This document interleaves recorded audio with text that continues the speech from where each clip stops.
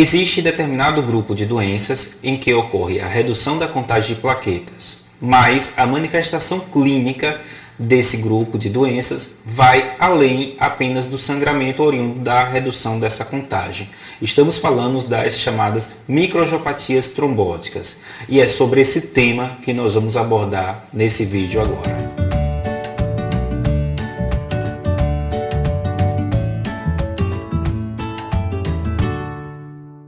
Olá, meu nome é Gedson Cruz, sou médico hematologista do canal Hemato Noeb. Vamos voltar aqui cerca de 10 minutos abordando um tema importante e relevante acerca da hematologia e da medicina em geral.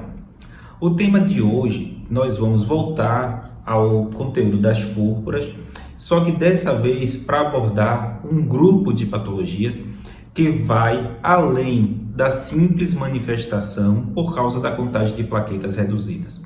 Como todos nós sabemos, a principal manifestação clínica oriunda da contagem reduzida de plaquetas é o sangramento.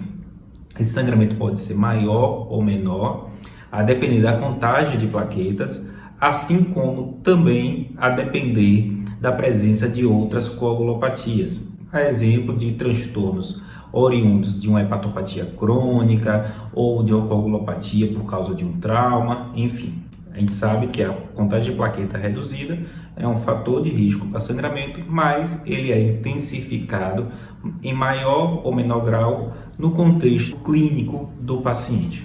Hoje nós vamos abordar sobre um grupo de patologias, vamos falar principalmente de 3 patologias, que são as chamadas microangiopatias trombóticas.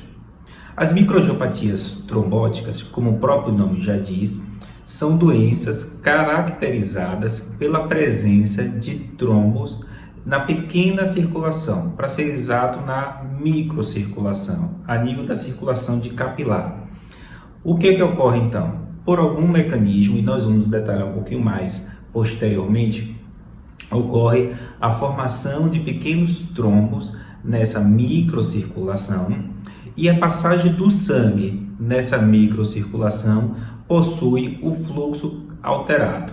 Como consequência dessa alteração de fluxo na pequena circulação, ocorre um estresse, principalmente nos glóbulos vermelhos, levando a uma lesão mecânica. E essa lesão mecânica leva, por sua vez, a uma fragmentação da hemácia, ou seja, os glóbulos vermelhos são fragmentados ao passar nessa microcirculação.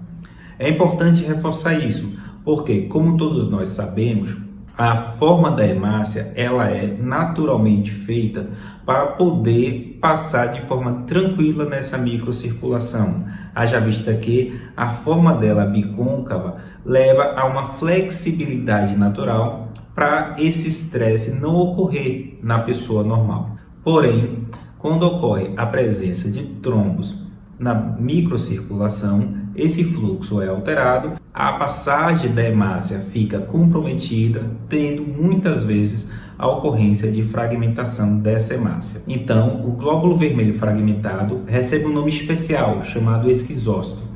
E esse esquizócito é uma das células principais em que nós hematologistas vamos buscar quando nós avaliamos o sangue periférico. Por quê? Porque a presença de esquizócito sugere a fragmentação, sugere então a presença dessa microangiopatia trombótica e, a partir daí, a presença da microangiopatia trombótica com determinados sintomas clínicos favorece o diagnóstico diferencial de determinada doença. Quais são então as principais doenças no grupo das microangiopatias trombóticas? Não vou aqui esgotar todas as microangiopatias trombóticas, vou apontar apenas algumas. Púrpura trombocitopênica trombótica, também chamada de PTT, é um clássico dentre as microangiopatias trombóticas.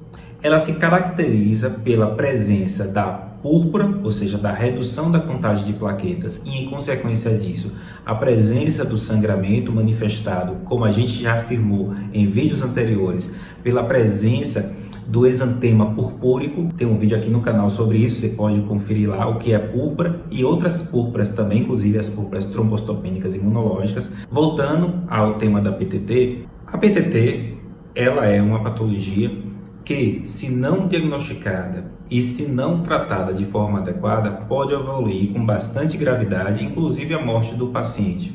A PTT se caracteriza pela presença da contagem reduzida de plaquetas, associada a um quadro de anemia hemolítica microangiopática, ou seja, a destruição mecânica dos glóbulos vermelhos por causa da presença de trombos da microcirculação, como a gente já afirmou anteriormente. Só que, além disso, ela pode ter a presença de outros sinais, a exemplo de febre, a exemplo de sintomas e sinais neurológicos, e aí pode ser diversos, desde a presença de perda de força, convulsões, alteração do nível de consciência. Então, o paciente com PTT, ele pode apresentar esses sinais, inclusive é o sinal neurológico, a presença de anemia hemolítica microangiopática com a plaqueta baixa, é que leva muitas vezes o hematologista a pensar nisso como uma possibilidade. A presença de sinais de hemólise é exemplo de LDH aumentado, reticulócito aumentado, a presença de bilirrubinas, principalmente as custas de indireta também elevada, num contexto de redução da aptoglobina, fala a favor da doença hemolítica, que não é autoimune. Por quê? Porque não vai ter um cumbis direto positivo. A presença de insuficiência renal pode ocorrer, mas não se caracteriza dentre as manifestações clínicas mais comuns. A PTT é hoje um tema bastante estudado. Existe a PTT familiar, hereditária, e a PTT adquirida. A PTT familiar, a de origem hereditária, como o próprio nome diz, ocorre em grupos familiares, enquanto a adquirida, ela não tem essa característica. Mas se é familiar, sugere então uma doença genética, e se é uma doença genética, sugere que está faltando alguma coisa ou tem excesso a alguma coisa. E é exatamente isso. No caso da PTT especificamente, o que está defeituoso é uma enzima chamada ADAMTS13. Essa enzima, ela tem uma característica de ser uma protease, ou seja, a função dela é clivar, ou seja, quebrar outra proteína, e no caso da ADAMTS13, a proteína que é clivada é o fator de von Willebrand. O fator de von Willebrand, quando produzido, ele é liberado de uma forma que a gente chama fator de von Willebrand de alto peso, uma molécula bastante extensa. A partir de ação da ADAMTS13, ele é quebrado num fragmento menor. Exatamente essa falta da ADAMTS13 faz com que o fator de von Willebrand não tenha a sua clivagem de forma adequada, e isso é um gatilho para a formação de trombos na microcirculação, e aí a consequência dessa microcirculação comprometida a gente já viu no início do vídeo. O curioso é que o estudo da doença permitiu então avanços no tratamento. Haja vista que pacientes que eu conheço que são portadores de PTT e possuem então deficiência dessa enzima, eu posso repor essa enzima. O pilar do tratamento da PTT se caracteriza em você, por meio da plasmaférese, fornecer a ADAMTS13 naquele paciente que tem o seu nível diminuído. O que é a plasmaférese? A plasmaférese é um procedimento especial de hematologia, melhor, da hemoterapia, em que, por meio de um acesso venoso, eu retiro o plasma de um paciente ou de um doador, que é para um fim específico, e devolvo o sangue. No caso da plasmaférese terapêutica, que é o objetivo no caso da PTT, esse plasma é devolvido com plasma oriundo de doadores normais. Então, eu devolvo o plasma normal, retirando então o plasma doente. A plasmaférese, assim como outros procedimentos especiais de hemoterapia, pode ser um tema aqui no canal. Basta você comentar aí se você queria saber mais sobre a férese e outros procedimentos especiais de hemoterapia. E aí, quem sabe esse tema sugerido por você não vira também tema do canal aqui.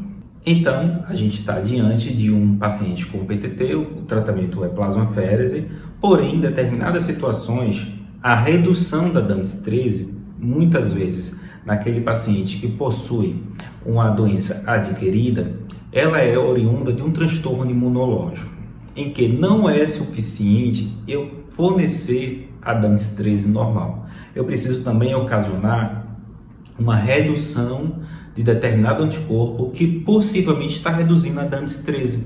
O que é que eu faço então? Eu realizo uma terapia imunossupressora exatamente focada na redução desses anticorpos. E aí eu posso utilizar agentes como corticosteroides. Atualmente, a gente também dispõe de moléculas que são os anticorpos monoclonais que atuam de forma mais específica no caso da PTT. É importante também deixar o recado que, se você gostou do vídeo, não deixe de curtir, pois assim o YouTube vai verificar e notar que esse vídeo é importante e relevante, passando para outras pessoas também. Se você é novato por aqui, considere se inscrever. Nós somos um canal que abordamos temas relacionados à hematologia e à medicina em geral e pode ser bastante interessante para você esse conteúdo também. E você será notificado se você marcar o sino das notificações. Era sobre isso que eu queria falar nesse vídeo, espero que você tenha gostado e fiquem todos bem.